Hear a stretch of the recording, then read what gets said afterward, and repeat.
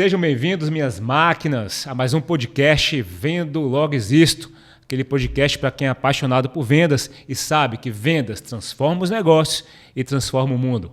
Hoje eu vou discutir aqui um tema muito especial com vocês. Imagina a gente tratar de um hospital que tem processos de vendas tão bem estruturados quanto empresas de tecnologia. Aí você vai perguntar para mim, mas Fabrício, hospital, o que hospital tem a ver com vendas, com uma gestão tão avançada assim? A gente vai descobrir aqui hoje. E eu tenho uma convidada muito especial para tratar desse tema. É uma convidada que está à frente aqui nos hospitais mais renomados da região, que investe muito em gestão, valoriza bastante essa área. Esteve recentemente em cursos do G4, faz cursos avançados na área e eu tenho certeza que vai ser uma conversa muito rica. Vamos conhecer? Ellen, seja muito bem-vinda ao nosso podcast. Muito obrigado aqui por sua presença, para a gente falar desse tema que a gente gosta tanto. Eu que agradeço o convite. Com a apresentação dessa, a gente fica até sem graça de começar. Pois é, mas aí a gente já quer começar, não fica sem graça não, porque a gente vai começar quente aqui já, tá? Já quero saber o seguinte, não só eu, todo mundo, eu tenho certeza que quer saber. Ellen, claro que a gente vai discutir o que hospital tem a ver com vendas, mas para a gente começar quente aqui, eu quero começar de outra forma. Eu quero que você conte para a gente aqui alguma mudança que houve na área comercial lá no hospital que fez toda a diferença, por exemplo, para a venda do principal serviço, que é o serviço de cirurgias. Bom, a principal mudança, e a mais recente também, né, na área comercial, foi a mudança do setor cirúrgico, da parte de orientação cirúrgica, onde nós colocamos uma pessoa focada na área de vendas. Então, a gente tinha uma pessoa antes que ela fazia basicamente o agendamento, né? Como você sabe da nossa realidade, está lá com a gente no hospital nos últimos meses. E aí, a partir do momento que a gente entendeu que precisava colocar uma pessoa específica para cuidar das vendas da cirurgia, aí a coisa mudou. A gente pode falar aqui sobre a questão de cultura de vendas. Para quem não sabe ainda, o Hospital Santa Luzia, que é o hospital que a Ellen é gestora geral, é um cliente da máquina estratégica. E quando a gente chegou lá, a gente identificou que para esse avanço, a gente precisaria trazer uma cultura comercial, uma cultura de vendas para o hospital. E uma cultura de vendas implica realmente a gente ter cargos especializados. A gente fez essa mudança lá e você sentiu diferença nos resultados. Com certeza, porque na verdade na área da saúde a gente tem uma resistência, né, Fabrício, essa questão de vendas.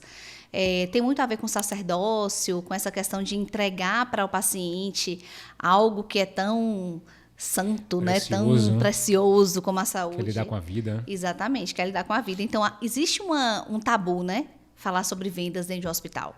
E até mesmo para você trabalhar com a equipe, tem que ser um trabalho realmente ali de mudança de cultura, mas isso vem acontecendo e você faz parte desse processo aí com a gente. Mas me conta aqui, por que você acha que é um tabu falar de vendas?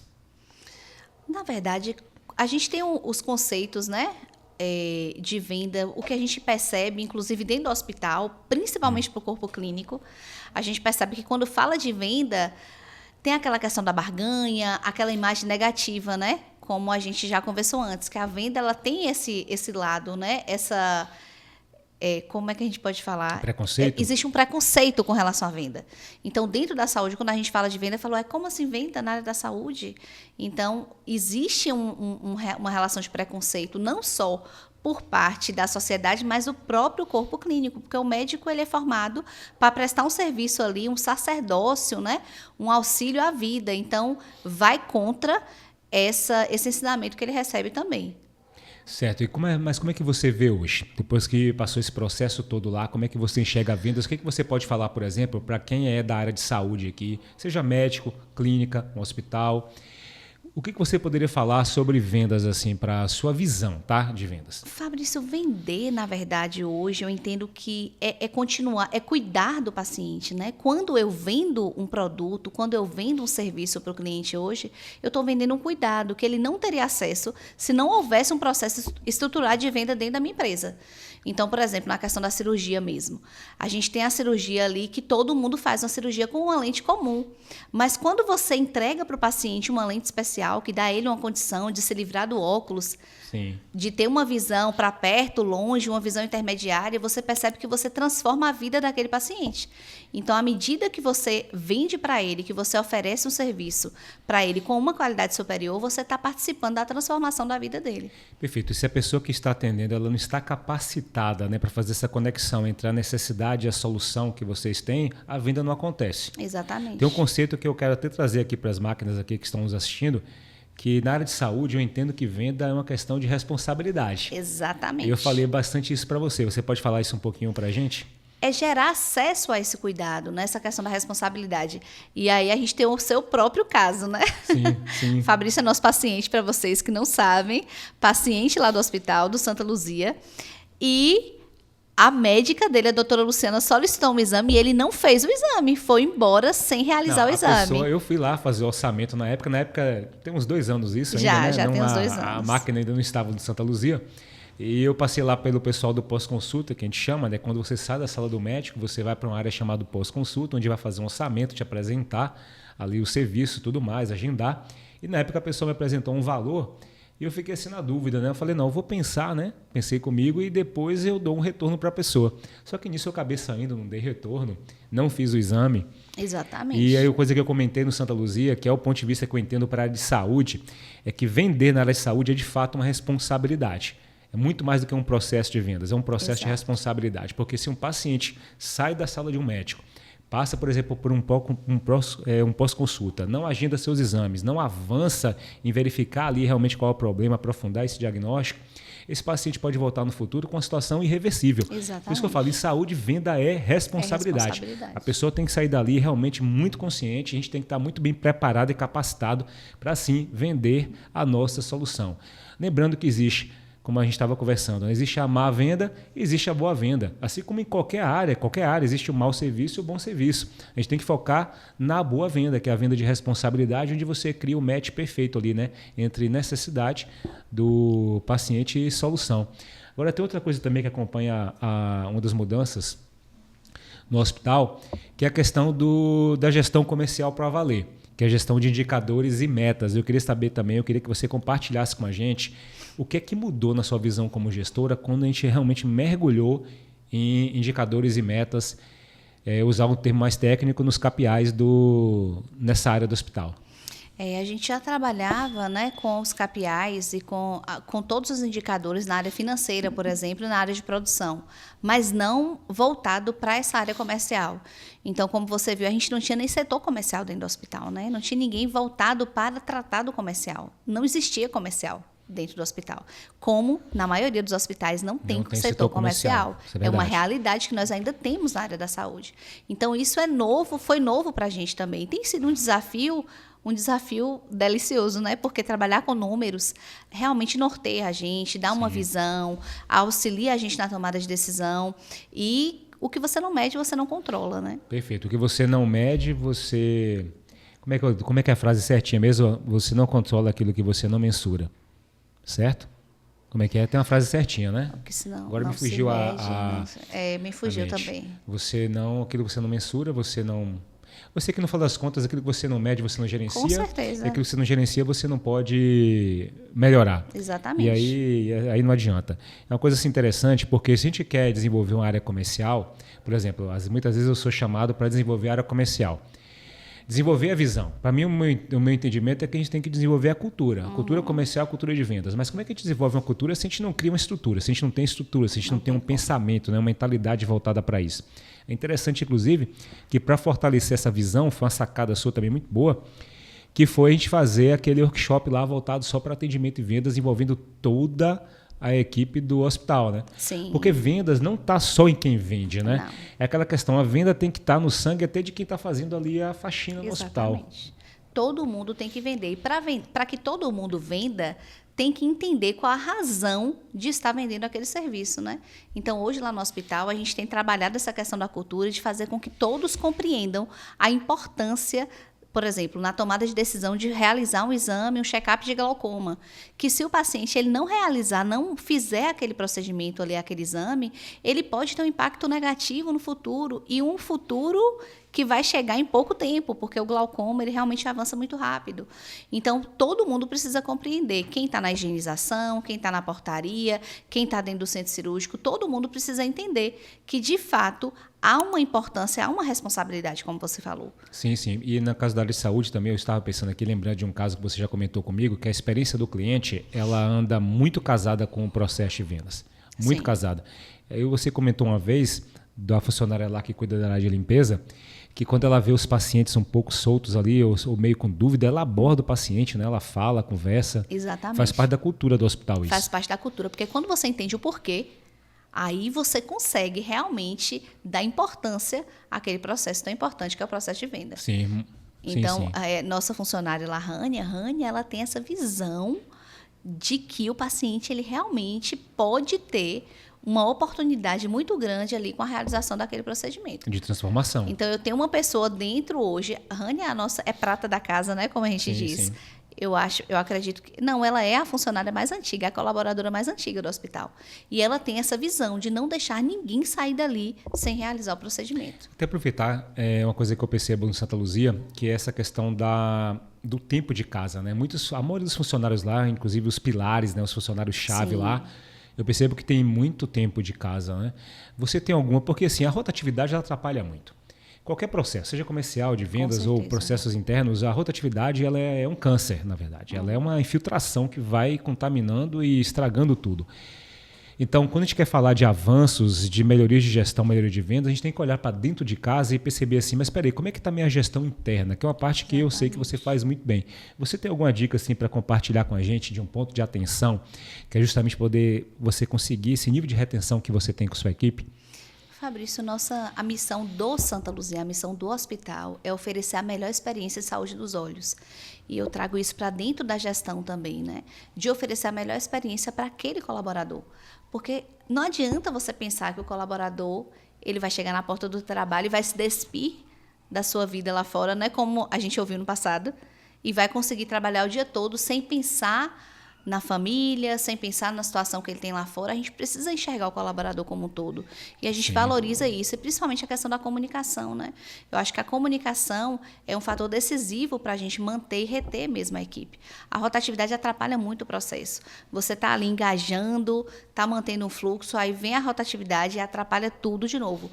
Por mais que você tenha processos bem descritos, POPs bem definidos, como é o nosso caso, que a gente tem essa parte organizacional. Mas quando sai alguém, dá uma bagunçada. Por isso que tem aquela célebre frase que demore para contratar e seja rápido para demitir. Né? O processo seletivo, recrutamento e seleção, ele tem que ser muito bem trabalhado. Exatamente. A inserção do colaborador também faz parte dessa fase inicial, tem que ser muito bem feita. Mas na hora que realmente você vê que não dá certo, que você já investiu o que precisava, tem que ser rápido também, porque não adianta. Agora, essa fase inicial tem que ser muito boa. Só que a maioria das empresas fazem o contrário, né? Elas são rápidas para contratar, para cobrir um buraco, uma emergência, e demora muito para demitir, o que é um problema também. De repente, continuar quente aqui. Quente, vamos falar de um tema que está muito atual. Acho que mais atual que isso é impossível.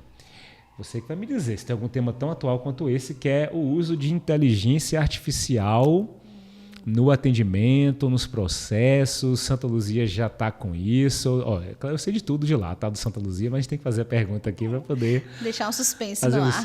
Justamente, né? Já nos rendemos também à inteligência artificial. Não tem como a gente não trabalhar com inteligência artificial hoje, né?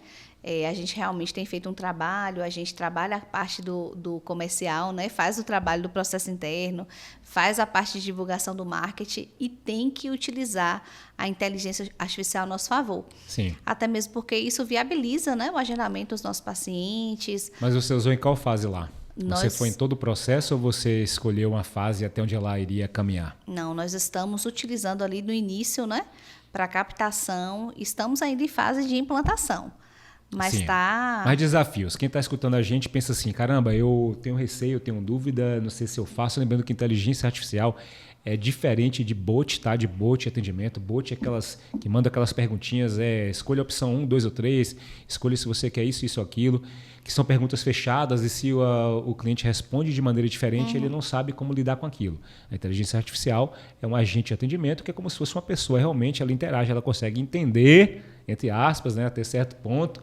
Porque eu vou comentar aqui uma coisa, abrir aqui uma com vocês, bem interessante, né, com todo mundo que está aqui. Pessoal, eu estava avaliando um processo de atendimento, né, de inteligência artificial numa empresa, que me pediram para fazer uma revisão, e aí eu peguei vários atendimentos e fui fazer esse processo de análise. Chegou uma hora que eu estava analisando o processo da IA, que eu comecei a ficar em dúvida. Eu falei, não tem condição disso aqui ser feito por inteligência artificial, tem alguém atendendo aqui.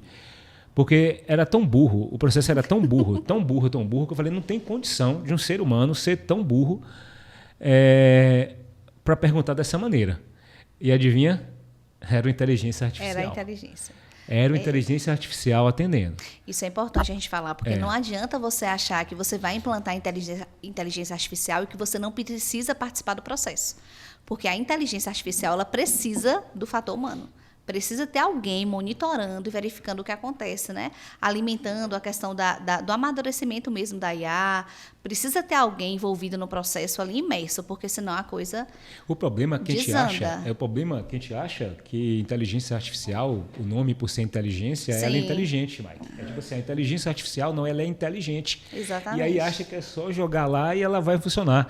Então, aqui o ponto importante dizer, a inteligência ela vai ter os mesmos problemas, as mesmas dificuldades que uma pessoa. Uma pessoa ela não precisa ser aperfeiçoada constantemente nos erros ali. A inteligência IA também. precisa. Você não precisa dar um manual de instrução, regras de conduta ali, de como tem que proceder, qual é o processo, qual é vamos dizer assim, a qualificação do cliente. A IA também, a IA tem que ser treinada, instruída e aperfeiçoada igual um ser humano. Então ela não chega prontinha lá, olha, maravilha, eu sou inteligente, né? Vamos aqui fazer tudo. E a gente percebeu, e a gente está agora em processo de ajuste lá no Santa Luzia, né? Desse processo, né? E outras empresas também. Essa empresa também que eu comentei está em processo também de ajuste. E a dica é essa. Essa IA ser mais inteligente. Tenham alguém dedicado à IA, principalmente no período de implantação, para supervisionar, para acompanhar, para que realmente seja uma ferramenta que favoreça o crescimento. Mas você está aí avançando, Com você não certeza. retrocedeu. Não. Também entendo que é algo que não é voltaremos para... atrás. Não dá mais. Não dá mais. Posso compartilhar aqui com muita clareza assim, essa parte de processo. As pessoas têm muita dificuldade de seguir processo. As pessoas têm muita dificuldade, por exemplo, de gerir um CRM, de seguir um script. E a IA ela não vai ter essa dificuldade quando ela for bem treinada. Meu entendimento é que o ser humano ele vai ser voltado para a supervisão dos processos de IA. Então, ou seja, a IA atende, mas tem que ter alguém supervisionando o que ela está fazendo de fato. E também... assim como existem supervisores de vendas, assim como existem os gestores comerciais que gerem equipe, não tem? Só que agora, em vez de eu gerir uma equipe que faz atendimento online, eu vou gerir agentes de inteligência artificial. E outro ponto também que eu entendo que o ser humano vai ser voltado ali para atendimento presencial, sabe? Ou seja, ou eu gerencio, ou eu sou muito bom ali no atendimento presencial, que no meu ponto de vista o online vai ser totalmente substituído. Totalmente. Eu acredito também que vai ser totalmente. Hoje, por exemplo, lá no hospital, a parte de agendamento efetivo ainda é feita, ainda precisa de intervenção humana, né? A parte de agendamento efetivo. Mas a gente entende ainda que precisa realmente trabalhar essa questão da IA. Não dá para ficar sem a IA mais. Sim, sim. Vamos lá? Vamos falar aqui de metodologia de vendas agora. E a pergunta é a mesma, né? Mais metodologia de vendas aplicadas à área de saúde. Primeiro é importante entender que a gente já quebrou esse preconceito de vendas. Nós estamos falando da boa venda, aquela venda que resolve a vida do paciente e que vai transformar o paciente. Então é importante já dizer isso.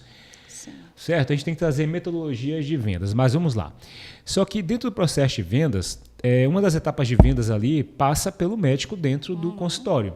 E como é que você está lidando com o seu médico hoje em dia em relação a isso? Eu sei que alguns já avançaram, outros ainda estão amadurecendo. Fabrício, eu acho que essa questão de trabalhar com o médico é entender e fazer entender que vender não é antiético, né? A grande questão é essa. Porque tem essa questão do sacerdócio, essa relação que o médico ainda tem, e isso precisa ser preservado mesmo. Eu gostei muito quando eu assisti um um evento seu e você falou sobre a questão de Jesus. Fala aí para o pessoal, Sim. porque eu não vou lembrar exatamente. Porque assim, a medicina ela é associada muito sim à questão divina. Sim. E aí daí vem a questão do sacerdócio. Por quê? Na antiguidade, primeiramente que nós tínhamos as pessoas que eram os curandeiros ou pessoas que eram associadas à área eram as pessoas mais nobres ali, eram muito bem respeitados, Exato. porque entendiam que aquela pessoa tinha uma ligação diretamente realmente com o seu tipo de Deus. Mas eu comentei o exemplo de que antigamente, na época de Jesus, que quando ia, por exemplo, a pessoa tinha um problema de cegueira, que Jesus chegava lá, operava o milagre e a pessoa voltava a enxergar. Então só Jesus tinha essa capacidade. Ninguém curou cegueira nesse planeta. Até então. Quem curava era Jesus. Só que com o avanço da medicina, conforme o avanço foi acontecendo, aquilo que era milagre antes, hoje em dia faz parte do exercício da medicina, porque hoje em dia a gente faz uma cirurgia de catarata e a gente cura a cegueira. A gente reverte uma cegueira. Antigamente as pessoas ficavam mancas, as pessoas tinham problema, por exemplo, na perna e ficavam mancas, ou tinha que cortar a perna. Hoje em dia também ainda, mas era irreversível, a pessoa ficava mancando o resto da vida. Antigamente, Jesus operava o milagre, a pessoa voltava a andar. Quem faz isso hoje em dia é um ortopedista. Exatamente. Então, sim, existe um respeito, uma valorização muito grande da medicina, porque há uma ligação com o divino. Com o divino. E daí vem a questão do sacerdócio, porque o sacerdote está ligado diretamente a Deus. E aí a medicina ela tem um código também de ética e de conduta que vem ao longo de décadas. Só você entender desde quando a medicina é conceito trabalhada há mais de 2000 anos ainda, desde a filosofia grega. Então isso vem impregnado como uma cultura. Então, e a venda dá aquela ideia que eu tenho que vender por vender. Só que quando aí por isso que a gente tem que quebrar esse preconceito e ir para a ideia da venda enquanto responsabilidade. Exatamente. Assim como eu tenho uma responsabilidade médica de prestar o melhor atendimento, eu também tenho uma responsabilidade de venda de mostrar para o meu paciente que aquilo é necessário para ele. Exatamente. E é importante ressaltar isso, que nós não estamos falando de vender por vender. A gente está falando aqui de vender, de oferecer uma condição diferenciada para aquele paciente, né? De oferecer um resultado, porque não tem para onde correr. Dentro da saúde, para que você tenha melhores resultados, você precisa realmente ter essa conversa, né, esse diálogo com o paciente, que ele precisa realizar aquele procedimento ou exame naquele momento. Aí os serviços de saúde, né, as empresas nessa área, elas não querem usar o termo vende. Exatamente. Eu vendi um exame. Por exemplo, se eu comprar um exame lá, um exemplo, um OCT, eu estou comprando um exame, certo? Sim. Tá, o paciente pode comprar. Mas eu não posso vender. Mas peraí, como é que alguém comprou? Ah, fulano comprou a cirurgia. Fulano fechou a cirurgia. Fulano fechou o exame. Fulano comprou o exame. Mas peraí, para eu comprar, alguém teve que ofertar. Acaba que esses termos são utilizados internamente, né? Eu não posso utilizar a venda na área de saúde, eu não posso utilizar a venda, mas eu posso utilizar fechou, comprou. Exatamente. Porque é com aquela questão da delicadeza de usar a palavra venda. A gente tem que lembrar que venda, na base, ela nada mais é que uma troca. Exatamente. A venda é uma troca. Eu tenho algo, você precisa de algo, eu tenho isso que você precisa. É simples assim. Ah, mas Fabrício, mas tem a questão de que existe aquela parte da saúde que a pessoa não paga. Aham. Que a pessoa não paga, certo? Tem a situação, por exemplo, quem disse que não paga? Porque quando você vai para o SUS, você não está pagando, mas tem uma estrutura por trás pagando por você. Sim, tudo é pago, tudo é pago. O serviço público de saúde ele é pago, você não tira do seu bolso. Exatamente. Mas você paga através de toda uma estrutura por trás. Então é uma troca. Claro. Mesmo no serviço público de saúde, é uma troca.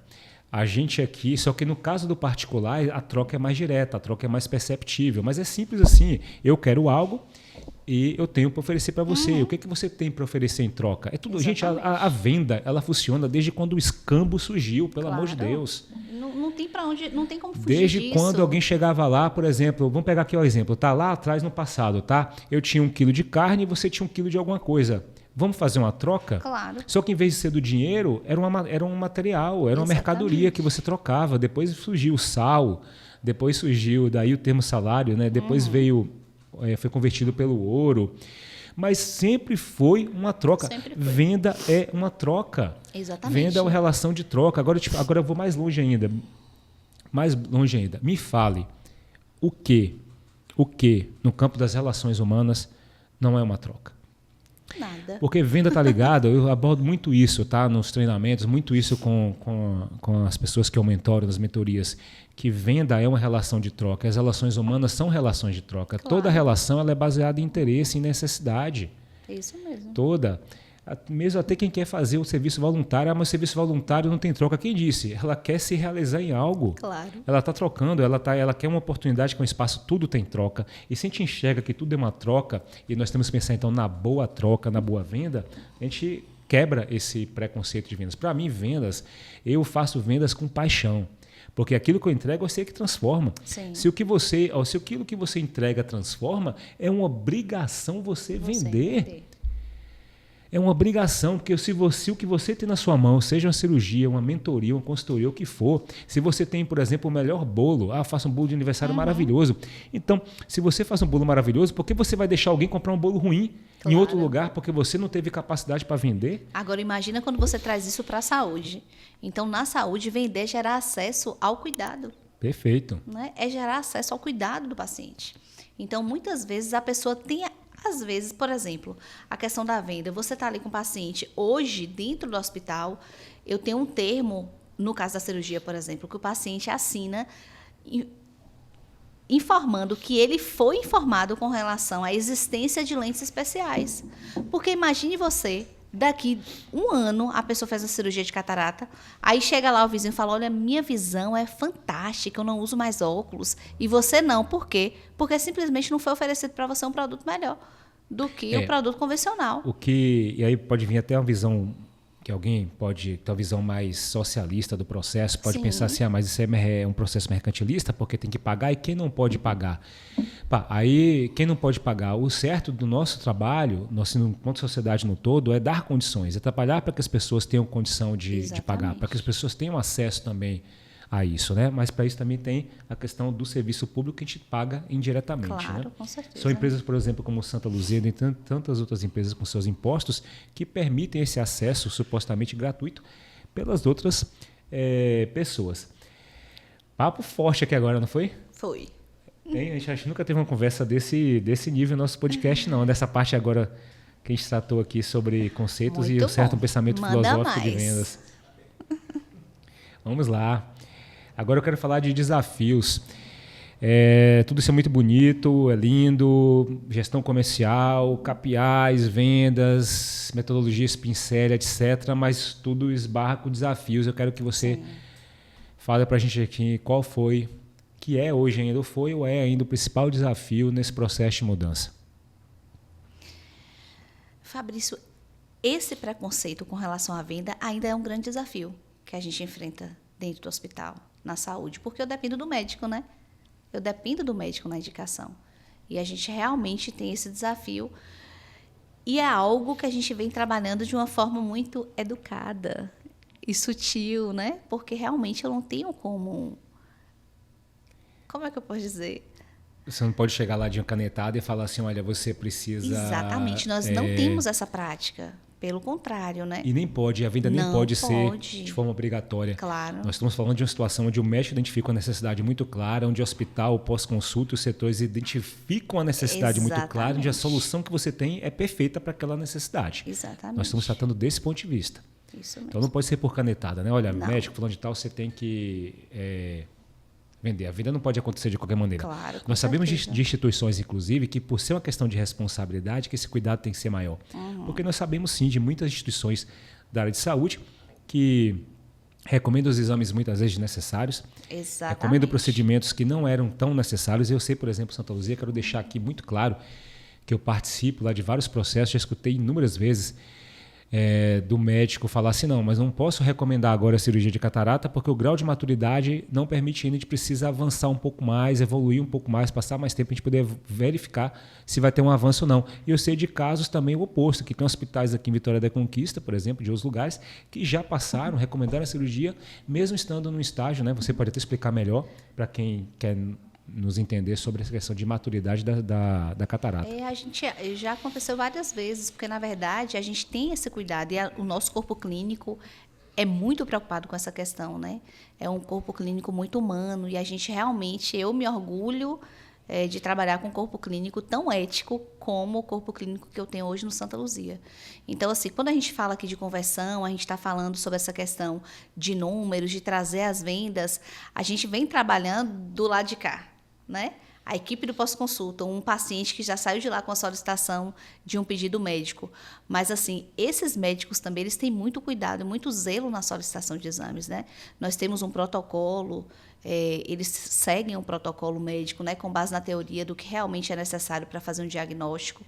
E, hoje, a gente realmente... a todo tempo chega paciente de outros serviços e os médicos desindicam serviços. Então, assim, por exemplo, chega paciente lá para fazer um procedimento de capsulotomia, que é uma limpeza da lente, e o médico fala, não, o senhor não necessita fazer esse procedimento. E aí o paciente, mas o médico do outro serviço me pediu, eu vim aqui por conta de orçamento. Olha, mas não, o médico volta lá na recepção, devolve o dinheiro para o paciente, fala assim, olha, esse paciente não precisa fazer esse procedimento. Quer me matar, né? É por isso que eu sou paciente lá do Santa Luzia. Mas com certeza existe esse compromisso ético mesmo. Ellen, antes do podcast, eu abri uma caixinha de perguntas pra gente, aí eu vou olhar aqui para ver o que a gente tem. Eu vi lá, já fiquei com medo. De perguntas aqui do pessoal, tá? Vamos ver aqui rapidinho. Será que tem alguma muito capciosa?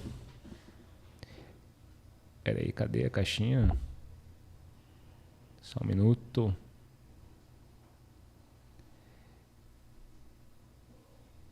Um minutinho aqui para eu entrar aqui no processo. Vamos lá, pronto.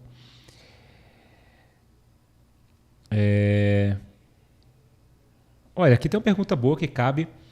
Pergunta mista aqui, né? O que você acha que é melhor? Se hoje você fosse recomendar para uma empresa na área de saúde, investir em marketing ou investir numa estrutura comercial primeiro? Hoje eu investiria primeiro na estrutura comercial. Porque durante muito tempo, você sabe disso, eu trabalhei com marketing sem ter essa visão do comercial. E, assim, esses indicadores são farol justamente para que a gente possa apontar também o caminho para o marketing. Concorda? Estou certa? Estou errada? Está certíssima. Agora, assim, aí vai ficar fazendo uma defesa em causa própria, mas não, é você que está falando. Não, mas é exatamente isso. E é a experiência, né? Os indicadores, eles são realmente o farol que norteiam a gente. E dentro do comercial hoje, o grande diferencial é trabalhar com esses indicadores. Inclusive, a gestão comercial, quando você faz uma boa gestão comercial, você vincula a gestão de marketing e você altera vários processos de marketing para poder trazer mais resultado. E só melhorou, né? Só tem melhorado. Verdade. Já viram um depoimento aqui, é uma prova social. Só melhorou, a gente já tem uma parceria já com a agência de marketing há tempos. Sim. E assim, o comercial veio somar. Na verdade, o comercial foi indicação deles, né? Sim, verdade. Justamente porque potencializa o resultado de marketing. Potencializar o resultado, exatamente. Nesse caso é o time perfeito. E tem que ser realmente assim mesmo. Com certeza. E me fala uma coisa aqui, o pessoal está perguntando aqui, e tem como saber um valor mais ou menos para se investir em marketing na área de saúde? Como é que você define lá a verba, ou como é que você altera a verba de investimento? Vou passar a palavra para Fabrício, viu?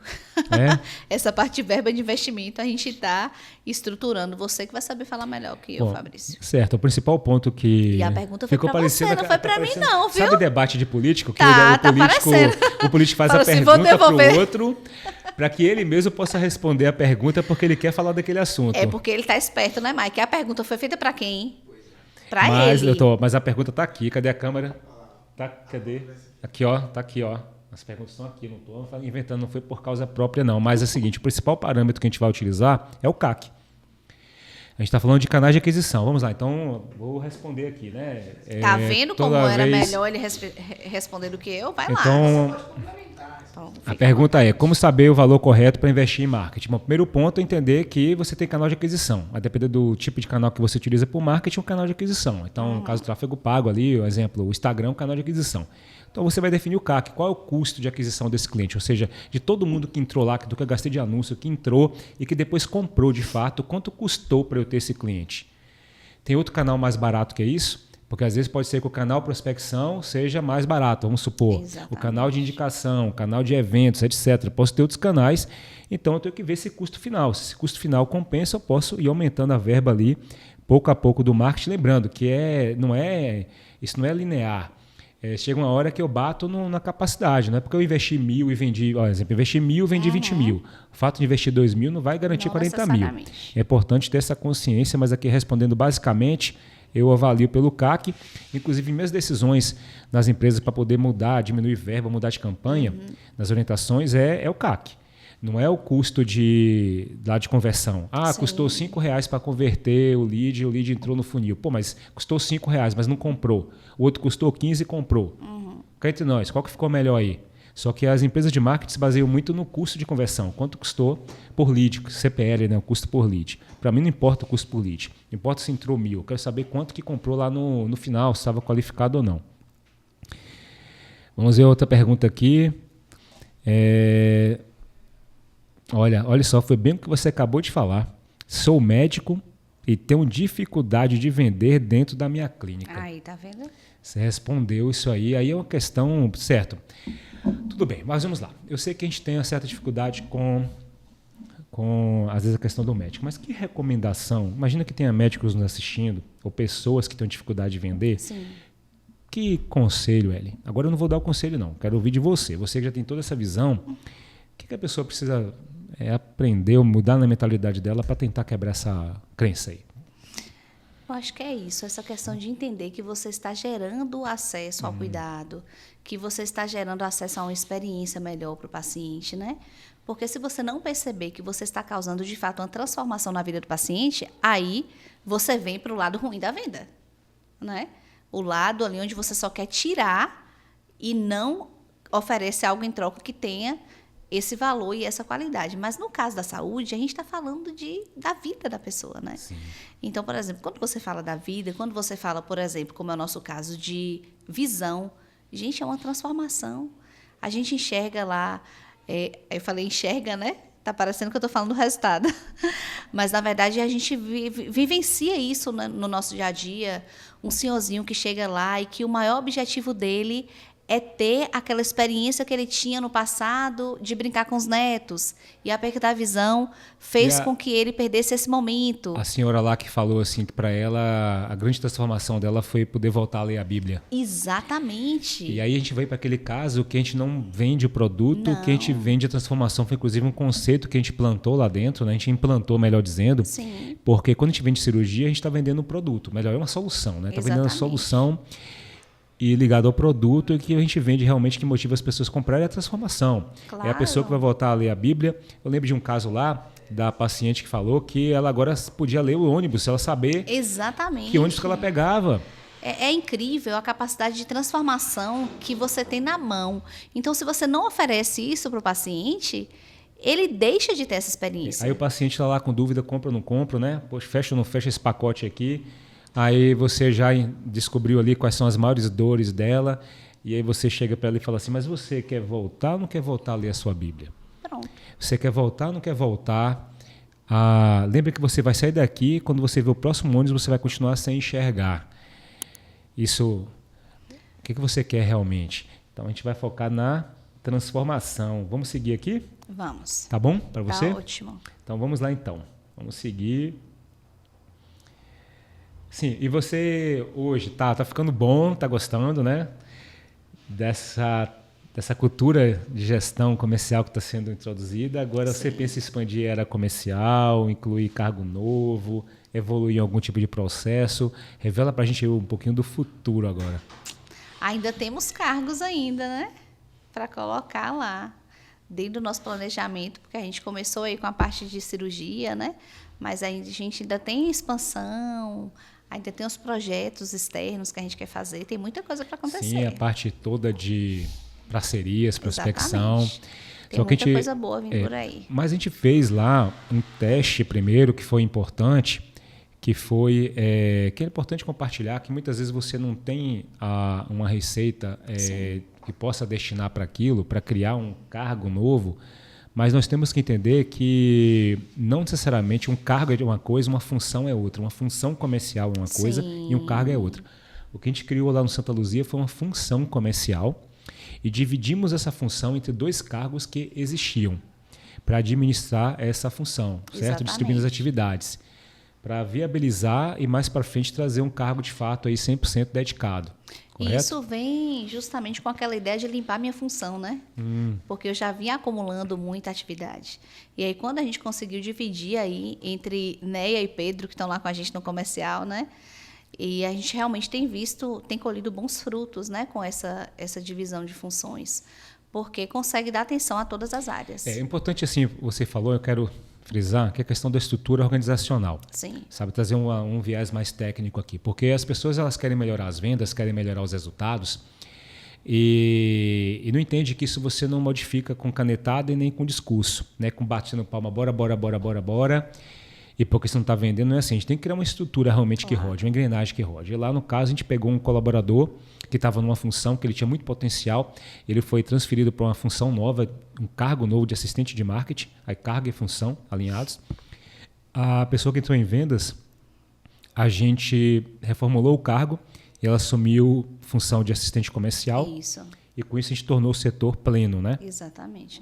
E hoje a gente tem, por exemplo, uma rotina diária de entender o porquê que o paciente não fechou aquele determinado procedimento, o que ficou faltando. Hoje mesmo eu estava lá com a Neia acompanhando os indicadores dela e a gente vendo justamente essa questão. Mas, Neia, o que esse cliente aqui, por que esse paciente não conseguiu realizar? E ela falou, não, nesse caso aqui eu realmente errei lá naquele checklist lá atrás, então vamos voltar aqui. O que foi que aconteceu? Eu precisava ter direcionado o paciente para essa lente específica. E aí conseguiu converter o paciente. Muito bom. Isso está dentro dos rituais de gestão. Você cria engrenagem, e a gente precisa criar os rituais de gestão que vão gerir essa engrenagem funcionando, exatamente, que vão gerir os indicadores. Então não basta lá, eu tenho um indicador, tenho um meta, tenho engrenagem, mas eu não estou gerindo isso. O ritual de gestão ele vem. Então, você até comentar lá aqui com o pessoal, com as máquinas aqui, que a gente criou o check-in lá de início da semana, criou o check-out, tem as reuniões específicas de marketing, específicas do comercial para poder fazer esse balanço, apresenta os resultados. Então, e você está gostando de fazer isso, né? Eu estou amando. É uma rotina assim que quando eu pensava, justamente quando a gente contratou você lembra que era uma questão que eu tinha ali dificuldade de falar, não, eu não vou ter tempo de mexer com isso. É muita demanda, é muita coisa. Mas hoje, após limpar a função e instituir mesmo essa rotina de gestão comercial, é fantástico, é uma delícia a gente trabalhar com esses números, com esse acompanhamento. A reunião mesmo do kickoff ali na segunda-feira, 7h30 da manhã, já está todo mundo ali engajado, todo mundo pronto para poder entender como é que é a meta, o que a gente vai fazer essa semana, o que deu errado na semana anterior. A gente já vem com a solução. Então, assim, a equipe tem se envolvido, está sendo muito bom. Todo gestor, o que acontecia com ela? Todo gestor, quando ele é muito competente, há uma tendência da equipe transferir muita responsabilidade de decisão. Esse gestor que é competente, ele tende a assumir essas responsabilidades, só que ele vai assumindo sem ele perceber com o passar do tempo. Então, é uma coisinha que ele vai assumindo nesse mês, no outro mês, outro. Aí, quando você olha o cargo de gestor, em geral nas empresas, ele está cheio de penduricalhos. A função original ela está literalmente contaminada. Então, imagina uma pessoa que deveria estar vestida como você, certinho aí, e está cheia de coisa pendurada. Cheia de coisa que as pessoas vão pendurando em você. É isso mesmo. Vão pendurando, às vezes, assim, uma decisão de um orçamento simples, um orçamento de 300, 500 reais, coisa banal mesmo, assim, que em geral as empresas e não observam isso. O gestor também, como ele quer resolver, muitas vezes quer dar o melhor resultado, ele também não sabe o caminho dele, ele nem está vendo o penduricalho. Ele não está enxergando, né? Então, um dos objetivos que a gente tem para conseguir melhorar a gestão comercial é olhar como é que está a função do gestor. Então, a gente para e olha se esse gestor está com penduricalho ou não, o gestor comercial ou o gestor da empresa. Então, a gente fez lá isso. A gente retira todos os penduricalhos da função, voltando a função para a gestão estratégica de fato, pega esses penduricalhos, são tarefas mais operacionais, faz a redistribuição entre a equipe, foi tudo isso feito lá, né? Isso mesmo. Você estava até elogiando uma coisa bacana de alguém que você falou... Não aconteceu hoje, eu fico pensando assim, você está falando e eu estou aqui considerando. Porque, na verdade, muitas vezes, por exemplo, no meu caso, eu já sabia que tinha essa tendência do gestor a assumir esses penduricalhos todos. Mas quando o crescimento vem muito acelerado, a coisa vai acontecendo que você vai se envolvendo e de repente você não tem mais tempo para nada. E realmente era o momento que a gente estava vivenciando. Com a implantação do centro cirúrgico, a coisa acelerou lá. Foram tantos processos novos, e reforma, e inauguração. E aí, quando você vê, realmente há uma sobrecarga.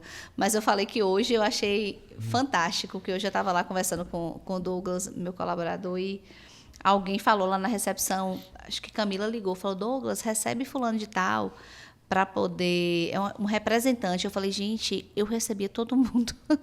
Eu não sei como é que eu conseguia sobreviver.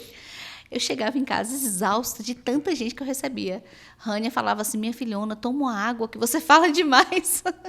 E hoje, realmente, a gente conseguiu limpar a função. Então, assim, é outro campo, né? Tem que trabalhar com a estratégia. Está sendo muito bom.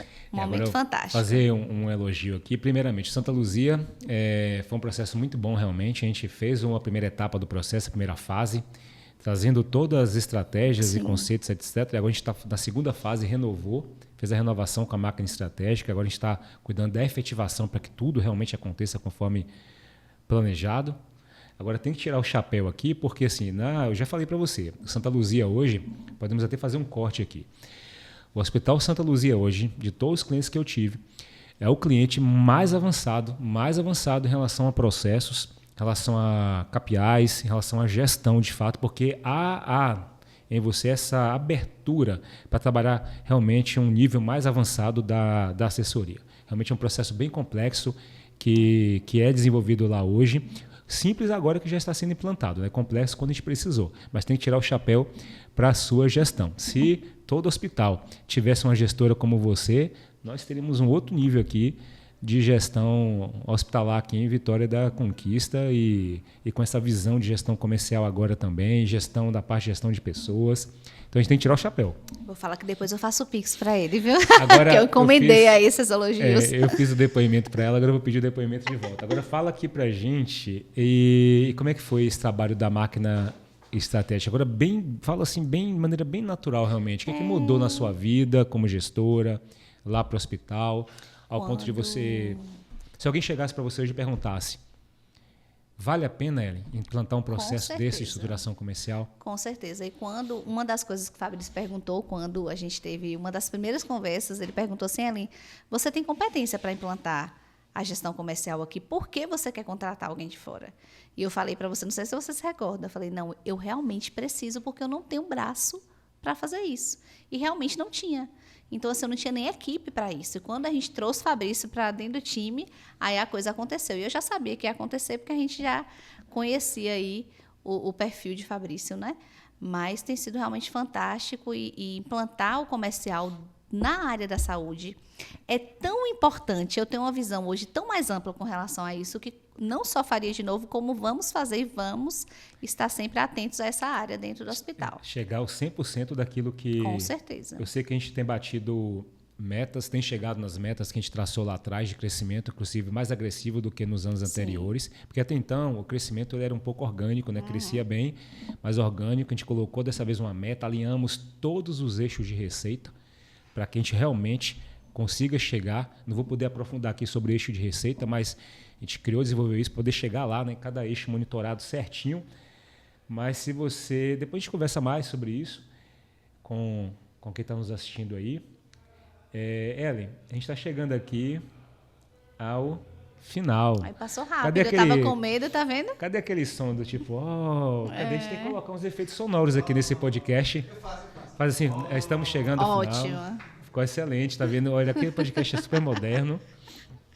Igual aquelas rádios antigamente, né, que faziam o barulho da chuva. Eu quero efeitos sonoros nos próximos podcasts. Já coloca aí. E é o seguinte, vamos ver aqui. É o seguinte, aqui agora é para a gente poder falar para quem está vivendo esse mesmo processo que você, ou que está começando, na verdade, esse processo que você viveu lá atrás, para quem tem uma clínica, um hospital, e que pensa hoje na estruturação comercial, quer chegar lá, qual seria o primeiro passo? Claro que você pode falar assim, contrate a assessoria da máquina estratégica, que foi tudo muito mais fácil. Mas vamos pensar que ele não pode, por algum motivo, contratar a máquina estratégica. Agora que você tem toda a visão do processo, qual o primeiro passo que você daria? Recomendaria? Eu já recomendaria que profissionalizasse o processo. Né? Profissionalize o processo, olha para o processo mesmo, desenha todas as etapas, né? Desenhar, a gente desenhou tanto, né? Dentro desse processo inicial. Desenhar todas as etapas de venda, olhar para os números. Não tem como a gente ter um setor comercial sem olhar para os números, né? Como você falou, a gente já priorizava, eu já priorizo a gestão, mas hoje no setor comercial a gente percebe realmente que precisa priorizar ainda mais e olhar para os números também do comercial, o tempo todo. Eles Muito que bom. vão nortear a gente. Então, priorizar o processo, desenhar certinho o processo, priorizar os números.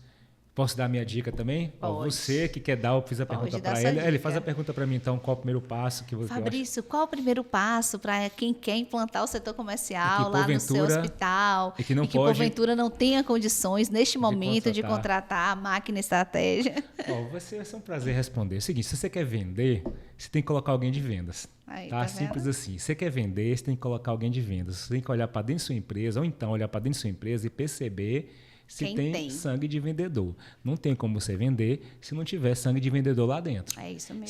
Se tem, você muda lá de função. Se não tem, você traz de fora. Que Porque foi o que nós fizemos, né? E a visão é bem diferente. A visão de vendas é bem verdade. diferente. Porque essa história de você querer trabalhar com vendas, a pessoa tem medo de passar preço, a pessoa tem medo de trabalhar transformação, medo de verdade. persuasão, não dá. Então essa é a dica. Processos, números e leva sangue de vendas para dentro de sua empresa. Ellen, vamos lá. Me passa aqui o arroba agora do Santa Luzia e o teu arroba. Eu vou colocar um spoiler aqui, tá? Trazer um spoiler aqui. Se você quer avançar na sua gestão comercial também, quer avançar na sua gestão, melhor dizendo, a gestão do hospital, gestão da clínica, fala aqui no privado de Ellen. Ellen tem muito, muito, muito a contribuir, inclusive faz consultorias na área também. Me passa aqui seu arroba. Meu arroba é Ellen Thiago. Olha, eu com dúvida se é isso mesmo. Eu acho que é isso. Vamos descobrir aqui agora. Olha, eu vou confirmar. Eu Fabrício, marquei- você me deixou nervosa. Eu marquei você aqui. Ellen Thiago Lacerda. Aí, tá vendo? Ainda bem que eu vim conferir. Ellen Thiago Lacerda, o arroba do hospital é Santa Luzia Hospital de Olhos. E se você realmente quer trabalhar aí dentro da sua gestão, né, trazer essa visão de números para a gestão da oftalmologia e também da saúde como um todo, pode mandar lá no direct que a gente responde. Show de bola. Agora que a gente coloca o efeito sonoro. Uou! É, agora que encerra, né? Muito bom. Obrigada, querido.